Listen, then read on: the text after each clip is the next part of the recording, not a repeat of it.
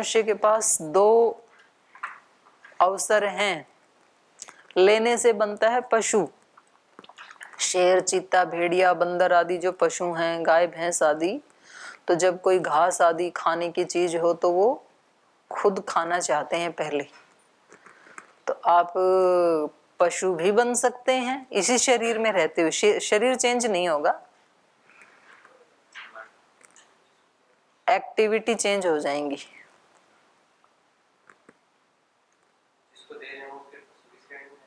ये negative thinking है कि हम यदि अच्छा बनेंगे तो दूसरे आलसी बन जाएंगे। मतलब व्यक्ति हमेशा उल्टा ही सोचता है, उनका कोई इलाज नहीं हो सकता है। पर दूसरे को देंगे तो वो तो फिर पशु जैसे हो जाएगा। क्यों हो जाएगा पशु जैसे? वो किसी तीसरे को देगा। और आप वो क्या होगा उसकी चिंता मत करो, आप क्या होना है उस पे फोकस रखो। हमारी दृष्टि दूसरे के ऊपर ही लगी रहती, अपने पास आते ना तुरंत ऐसे हटा देते हैं। जैसे वो चिकने घड़े पे बूंद टिकती नहीं है ना, ऐसे कुछ आत्माओं के ऊपर वो ज्ञान को पास आने ही नहीं देते। आया और तुरंत उसको ऐसे कर दिया, डाइवर्ट कर दिया। आपको दूसरों की चिंता नहीं करनी है, आपको अपनी करनी है कि मेरा काम है केवल देना। अब वो लेने वाला व्यक्ति जो है वो अपना खुद सोचेगा कि भाई मैं इससे लेकर के मैं अपने पास क्यों रखूं, मैं भी दे देता हूं आगे। तो जो देने का भाव है ये सारी सृष्टि में चल रहा है कि नहीं चल रहा है? बादल समुद्र से लेते हैं, हवाएं लेती हैं, बल्कि पहले तो हवाएं समुद्र से लेती हैं, फिर वो अपने पास न रख करके बादल को देती हैं, फिर बादल अपने पास ना रख के वृष्टि के रूप में आ जाते हैं, फिर धरती माता अपने पास ना रख करके फसलों को दे देती हैं वो पानी, अन्न को, अन्न भी अपने पास ना रख करके हम मनुष्यों को दे देते हैं, मनुष्य अपने पास ना रख करके यज्ञ करते हैं, फिर यज्ञ देवता अपने पास ना रख करके उनको सूक्ष्म करके हवा को दे देते हैं, हवा फिर अपने पास। तो ये पूरा साइकिल चल रहा है कि नहीं चल रहा है? आप खाना खाते हैं, आप तो मुंह को देते हैं, मुंह अपने पास रखता है क्या सारा? मुंह तो फिर आमाशय को दे देता है, आमाशय अपने पास नहीं रखती है, वो आंत को दे देती है, आंत भी अपने पास नहीं रखती है, आवश्यक रस हैं उनको लेके पूरे शरीर को सप्लाई कर देती है, वेस्ट को निकाल देती। तो ये तो सब जगह यज्ञ चल रहा है सृष्टि में, पिंड में और ब्रह्मांड में। तो हम उस यज्ञ के एक पार्ट बने, हम भी देने का भाव रखें। अगर सिद्धि चाहिए तो, सिद्धि नहीं चाहिए तो फिर तो छीन छीन के खाओ। तो मनुष्य के पास दोनों है, वो पशु भी बन सकता है, वो देवता भी बन सकता है। छीन छीन के खाने वाला जो भाव है ये पशुता की तरफ ले जाता है ये रास्ता, और देने का जो भाव है ये देवत्व की तरफ। तो हमेशा देने की बात, हम अपनी खुशियां भी लेना चाहते हैं दूसरे लोगों से कि ये ऐसे आचरण करें तो हम खुश हों। आप उनको खुश करने का क्यों नहीं सोच लेते हो? भाई वो आपकी खुशी के लिए ऐसा आचरण करें ये जो आप चाहते हो, तो उल्टा भी तो हो सकता है। उनको जिससे खुशी मिलती वो आप भी तो कर सकते हो, वो व्यक्ति नहीं चाहता है। तो ऐसा जो चाहने लगता है वो फिर देवत्व की तरफ बढ़ने लगता है, क्योंकि उसमें जोर पड़ता है। बोल जी हम उसकी खुशी के लिए क्यों जिए, तो जोर तो पड़ता है ना उसमें। तो फिर तो देवत्व और सिद्धि तो तब जोर पड़ने से ही मिलती है, ऐसे आराम आराम से तो मिलती नहीं है सिद्धि। माइक लो, फिर आप लोग ऐसे ही बोलते रहते हो बिना माइक के।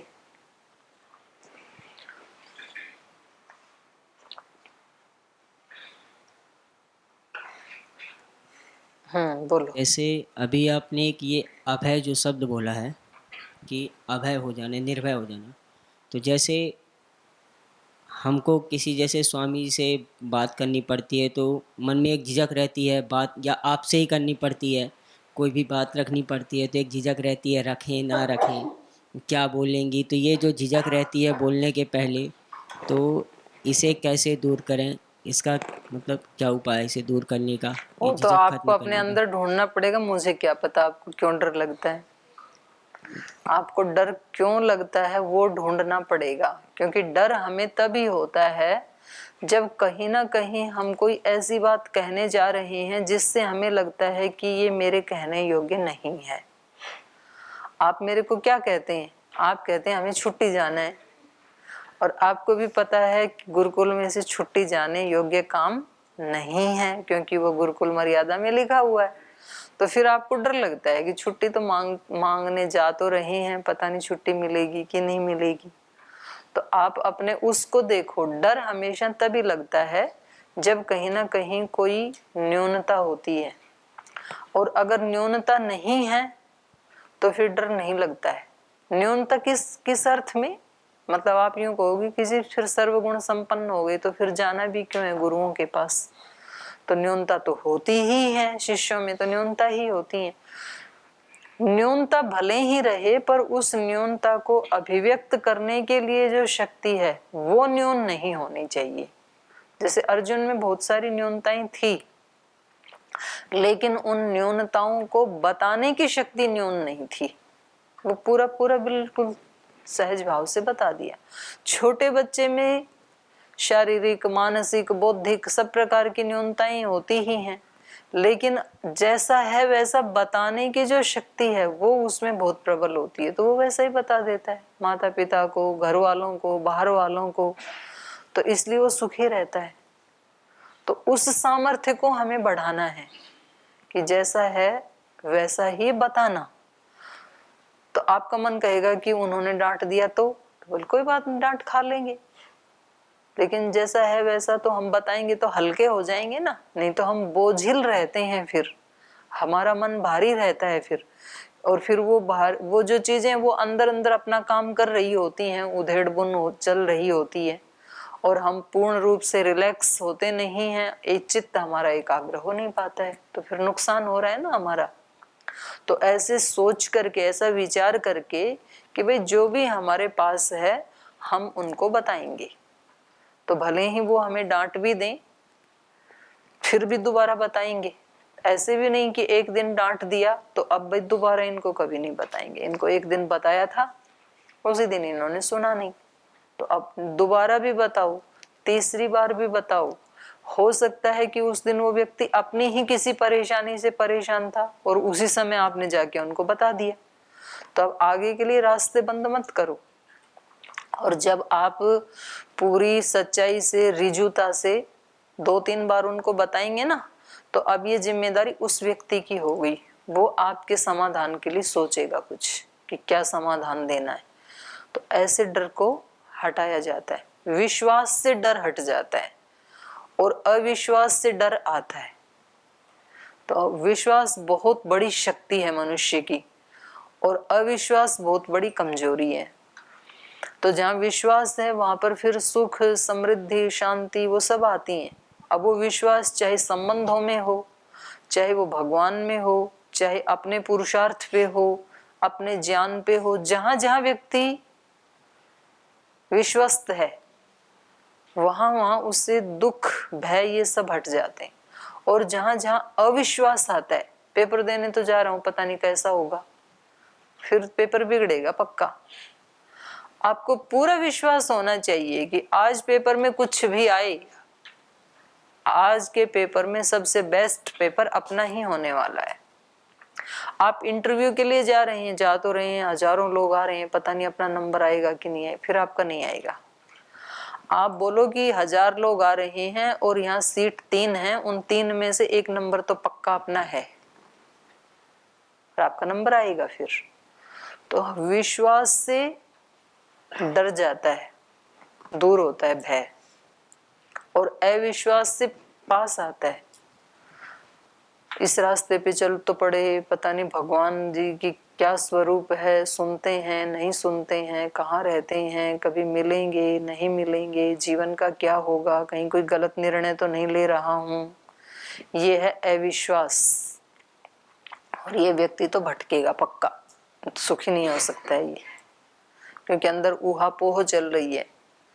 और जिसको 100% विश्वास है, मुझे वेद शास्त्रों का ज्ञान हो या ना हो, पर ये मुझे पक्का पता है भगवान मेरे हैं और मैं भगवान का हूं, और मेरा कभी कोई अकल्याण हो नहीं सकता है इस रास्ते के ऊपर, वो व्यक्ति पक्का पार जाएगा।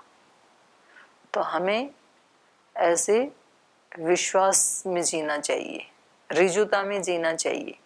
तो अपने गुरु आचार्यों पे भी विश्वास होना चाहिए भाई, जब हम इनकी शरणागति में हैं, इनके पास रहते हैं, तो इनको हमारी बात सुननी पड़ेगी। क्यों नहीं सुनेंगे? आज नहीं सुनेंगे तो कल सुनेंगे, कल नहीं सुनेंगे तो परसों सुनेंगे।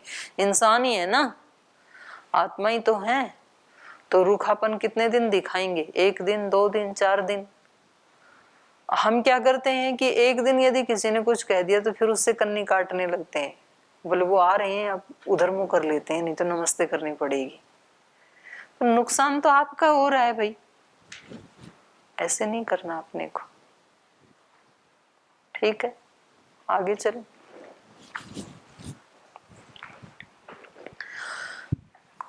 यथा कश्चित् सुहृद ज्ञानम अधिगम्य मोक्षम गच्छति एषा सप्तमी सिद्धि। दानम यथा कश्चित् भगवताम प्रत्याश्रय औषधि त्रिदंड कुंडिकादीनां ग्रासाच्छादनादीनां च दानेन उपकृत्य तेभ्यो ज्ञानम अवाप्य मोक्षम याति।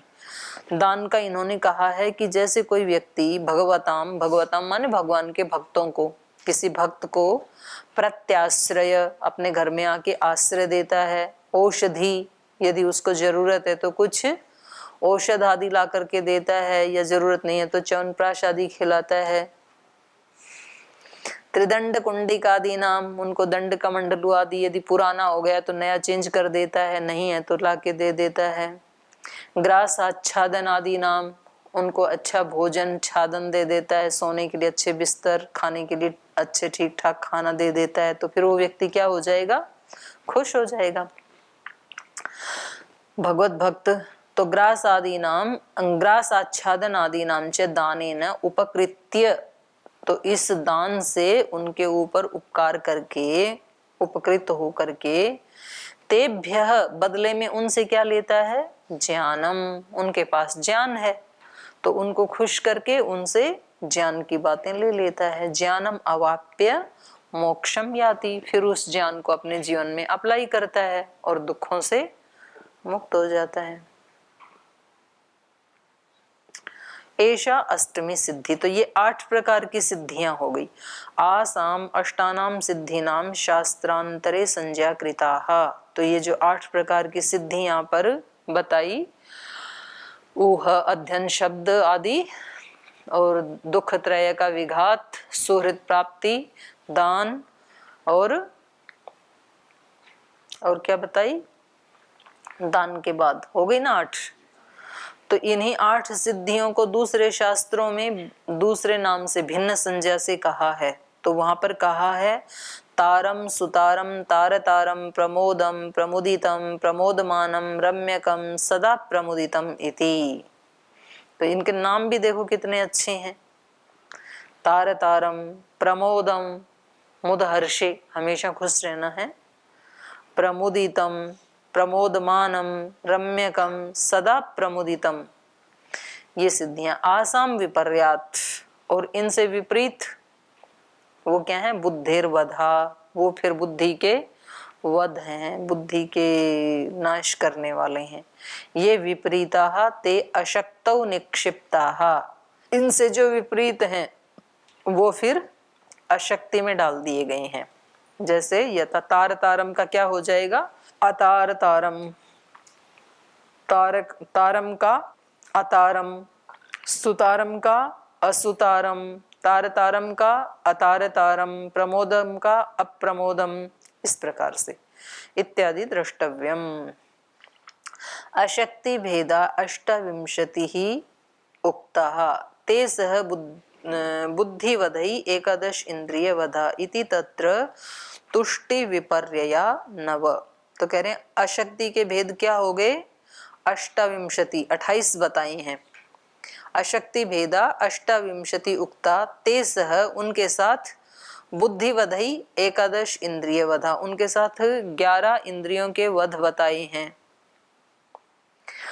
तत्र तुष्टि विपर्यया नव, और तुष्टि के विपरीत 9 अशक्तियां हो गई।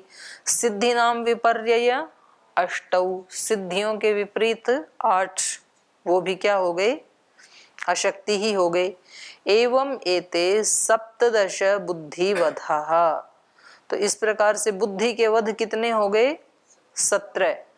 8 सिद्धियों का उल्टा, 9 तुष्टियों का उल्टा, तो ये बुद्धि के वध हैं। एतै सह, इनके साथ, सह इंद्रिय वधा, इंद्रिय वध के साथ, इंद्रिय वध हो गए 11, इंद्रिय वध 11, 17 बुद्धि वध, तो 17 और 11 कितने हो गई, 28 हो गए। एतै सह इंद्रिय वधा अष्टाविंशति अशक्ति भेदा, तो ये 28 अशक्ति भेद नाम से जाने जाते हैं, अशक्ति इस नाम से जाने जाते हैं। पश्चात कथिता इति विपर्यया अशक्ति तुष्टि सिद्धिनाम एव उद्देशो निर्देशश्च कृतः इति, और कह रहे हैं कि ये पश्चात कथिता, पश्चात कथिता माने पहले ही कह दी गई है। हमारे हिंदी में पश्चात का मतलब होता है बाद में, यहाँ पश्चात का मतलब है पहले, तो 28 अशक्ति हमने पहले ही कह दी हैं। इति विपर्ययः अशक्ति तुष्टि सिद्धि नाम उद्देश्य, तो ये इनका लक्षण कर दिया हमने, उद्देश्य मतलब लक्षण, विपर्य का लक्षण बता दिया, अशक्ति का लक्षण बता दिया, तुष्टि का और सिद्धि का। तो 50 के 50 जो ये बुद्धि सर्ग था इसके हमने लक्षण बता दिए हैं। निर्देशश्च कृतः, लक्षण भी बता दिया, स्वरूप भी बता दिया। किंचन्यत, और क्या है, सिद्धे पूर्व अंकुशः त्रिविधः, ये जो पहले वाले 3 हैं, विपर्य अशक्ति और तुष्टि, ये 3 इन सिद्धियों को प्राप्त करने में अंकुश हैं। सिद्धे पूर्वाः या विपर्य अशक्ति तुष्टयः ता एव सिद्धे अंकुशः, तो सिद्धि से पहले जो 3 का वर्णन किया हमने, 5 विपर्य 28 अशक्ति 9 तुष्टि, तो ये सिद्धि में अंकुश हैं। तद भेदाद एव त्रिविधः, तो उन 3 के भेद से ही यहाँ त्रिविध अंकुश कहा कारिका में। यथा, जैसे हस्ति गृहीत अंकुशेन वशो भवति, जैसे कोई हाथी कैसे वश में होता है, अंकुश से, अंकुश लगा दिया तो वो आगे नहीं चलेगा फिर हाथी, तो ऐसे ही करें। एवं विपर्यया अशक्ति तुष्टि भी गृहीतो लोको, वैसे ही विपर्य अशक्ति और तुष्टि आदि इन त्रिविध अंकुश से गृहीत हुआ, रोका हुआ ये लोक अज्ञानम आपनोति, अज्ञान को ही प्राप्त करता है, ज्ञान को प्राप्त नहीं कर पाता, आगे नहीं बढ़ पाता है। तस्माद एता परित्यज्य सिद्धि सेव्या, तो इसलिए इन 3 अंकुशों का त्याग करके, विपर्य का, अशक्ति का और तुष्टि का, इनका परित्याग करके सिद्धि ही सेव्या, ये सिद्धियां प्राप्त करनी चाहिए। ऊहा की, शब्द की, अध्ययन की, 3 प्रकार के, दुख की, सुहृद प्राप्ति, दान, ये सारी सिद्धियां प्राप्त करनी चाहिए। सिद्धे तत्व ज्ञानम उत्पद्यते, क्योंकि जब सिद्धियां व्यक्ति को प्राप्त होती हैं तो उससे फिर तत्व ज्ञान की प्राप्ति होती है। शरीर ही रोगी होगा, अशक्त, सारी इंद्रियां कैसी होंगी, अशक्त, शक्तिहीन होंगी, तो वो व्यक्ति कैसे तत्व ज्ञान पाएगा, फिर तो नहीं पा सकेगा वो। और उसके अंदर आलस्य, प्रमाद आदि या तुष्टि दोष आदि ये भाव भरे रहेंगे तो भी वो व्यक्ति सिद्धि को प्राप्त नहीं करेगा। माने उनको ज्ञान की कोई एक सिद्धि भी व्यक्ति को प्राप्त हो जाती है तो उस सिद्धि को साधन बना के फिर वो व्यक्ति तत्व ज्ञान को प्राप्त कर सकता है। साधन ही नहीं है तो फिर वो आगे यात्रा कैसे करेगा। कोई व्यक्ति बोलता है कि जी अगर धन आ जाएगा ना तो धन तो बाधक है, इसलिए हम धन कमाएंगे ही नहीं। हम अपने घर में कोई संसाधन, कोई गाड़ी, कोई बाइक लेके आएंगे तो पड़ोसी मांगने आएंगे, फिर वो टूटेगी, फिर उसमें तेल डलाना पड़ेगा, फिर उसको चोरना चुरा लें, ध्यान रखना पड़ेगा। इसलिए बाइक लाना ही क्यों है, बाइक तो ले आओ तो उसका ध्यान रख लेना, चोरों से ताला लगा देना। और जब कोई रोगी हो तो उनकी सेवा में उसको लगा देना, दूसरे को दे देना, उसके तो 100 प्रयोग हो सकते हैं। तो बाइक लाना खराब नहीं है, आप उससे बंध जाएं ये खराब है। तो आपके पास ज्ञान है तो आप मत बंधना उससे। तो साधन खराब नहीं होते, संसार खराब नहीं है, संसार का सदुपयोग नहीं करना आता है वो खराब है। शरीर खराब नहीं है, शरीर तो साधन है। तो शरीर नहीं है तो कैसे आपको सिद्धि मिलेगी? शरीर से ही सिद्धि मिलती है, साधन से ही सिद्धि मिलती है। तो भगवान ने तो बड़ा ज्ञान पूर्वक बनाया है सब चीजों को, संसार को भी शरीर को भी, और वो हमारे अहित के लिए नहीं हित के लिए बनाया है। तो हमें इनकी उपेक्षा या इनकी भर्त्सना, इनकी निंदा नहीं करनी है, बल्कि उस ज्ञान को प्राप्त करके इनका कैसे सदुपयोग करें ये हमें जानना है। तो सिद्धि खराब नहीं है, सिद्धि प्राप्त करके उनका दुरुपयोग करना खराब है। सिद्धि प्राप्त होने से तो व्यक्ति को एक वो और मिलता है, बल्कि संबल मिलता है कि मैंने ऐसे किया तो देखो इसको मैंने सिद्ध कर लिया, तो ऐसे ही मैं दूसरे किसी फील्ड में भी पुरुषार्थ करूंगा, उसको भी मैं सिद्ध कर सकता हूं।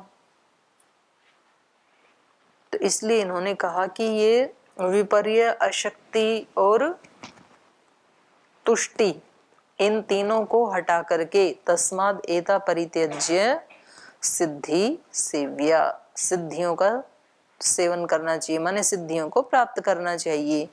और सिद्धे तत्व ज्ञानम उत्पद्यते, सिद्धियों को साधन बना के फिर तत्व ज्ञान की उत्पत्ति होती है। तस्मात् मोक्ष इति, और तत्व ज्ञान से मोक्ष होता है। तो ये 2 प्रकार का सर्ग हमने देखा, एक लिंग शरीर वाला बताया इन्होंने, दूसरा भाव वाला बताया। उस लिंग शरीर में रहने वाले भाव, उसमें रहने वाले भाव क्या हैं? धर्माधर्म, और धर्माधर्म में जैसे सिद्धि आ जाएंगी धर्म में, और अशक्ति, तुष्टि, विपर्य आ जाएंगे अधर्म में। तो ये धर्माधर्म रूपी भाव, तो 2 प्रकार का सर्ग हो गया। अब ये होता क्यों है तो वो बता रहे हैं अगली कारिका में। न विना भावैहि लिंगम न विना लिंगेन भाव निर्वृत्तिः लिंगाख्यो भावः आख्यः तस्माद् द्विविधः प्रवर्तते सर्गः। विना भावैहि न लिंगम, जब तक धर्माधर्म ना हो, भाव का मतलब यहाँ पर धर्माधर्म पहले पढ़ा ना हमने, तो अगर किसी व्यक्ति के पीछे के धर्माधर्म संचित ना हो तो उसको लिंग शरीर क्यों मिलेगा? सूक्ष्म शरीर कब तक रहता है? जब तक धर्माधर्म का अस्तित्व है। जब हमने धर्माधर्म आदि को दग्ध बीज कर दिया तो अब लिंग शरीर अपने कारण में चला जाएगा, तो क्यों रहेगा हमारे पास? न विना भावैहि लिंगम, लिंग शरीर का अस्तित्व बिना भावों के नहीं हो सकता है, पॉसिबल नहीं है। न विना लिंगेन भाव निरवृत्ति ही, और बिना लिंग शरीर के भावों की निवृत्ति, निवृत्ति माने उत्पत्ति, निवृत्ति तो होता है हटना और निवृत्ति होता है उत्पत्ति। तो न विना लिंगेन भाव निवृत्ति ही, भाव के बिना लिंग शरीर की लिंग शरीर के बिना भावों की निवृत्ति नहीं होती है। हमारे पास साधन होगा, सूक्ष्म शरीर होगा, मन बुद्धि चित्त अहंकार आदि होंगे, तभी तो हम धर्माधर्म कमाएंगे। उन साधनों से या तो धर्म कमाएंगे या तो अधर्म। तो धर्म अधर्म का अस्तित्व भी किससे है? सूक्ष्म शरीर से। मन बुद्धि चित्त अहंकार आदि का सहारा लेकर के कुछ काम हम मन बुद्धि अहंकार से करेंगे, कुछ स्थूल इंद्रियों से करेंगे, पर स्थूल इंद्रियों से करने के लिए भी मन बुद्धि आदि का संबल लेना पड़ता है। जब तक मन का योग ना हो तब तक हाथ पैर आदि कर्मेंद्रियां या ज्ञानेंद्रियां काम नहीं करती हैं। तो ये जितना भी हम पुण्य या पाप, धर्म या अधर्म संचित करते हैं, ये सब किससे होता है? लिंग शरीर उसके मूल में है। न विना लिंगेन भाव निवृत्ति ही लिंगाख्य, तो इसलिए लिंग के बारे में तो हमने बता दिया, सूक्ष्म शरीर के बारे में। भाव भावाख्य और भाव शरीर के बारे में भी विस्तार से बता दिया। तो मुख्य रूप से भाव 2, और फिर उसके बाद कितने प्रकार के भाव? 4, विपर्य, अशक्ति, तुष्टि, सिद्धि, और उन 4 का भी विस्तार फिर 50। तो लिंगाख्य भावाख्य तस्मात् द्विविधः सर्गः प्रवर्तते। तो इस प्रकार से द्विविधः 2 प्रकार से सर्ग की सृष्टि की प्रवृत्ति होती है। 2 प्रकार से ये सृष्टि चलती है, भाव सृष्टि और लिंग सृष्टि। धर्माधर्म माने एक दूसरे के अन्योन्य आश्रित हो गए ना। धर्माधर्म जब तक रहेंगे तब तक सूक्ष्म शरीर बना रहेगा, सूक्ष्म शरीर जब तक है तब तक धर्माधर्म उत्पन्न होते ही रहेंगे, और दोनों जब तक हैं तो ये सृष्टि बनी ही रहेगी। 2 प्रकार की ही सृष्टि है। तो इसका भाव ये जो है भाष्य जो है ये फिर बाद में पढ़ेंगे, आज समय हो गया।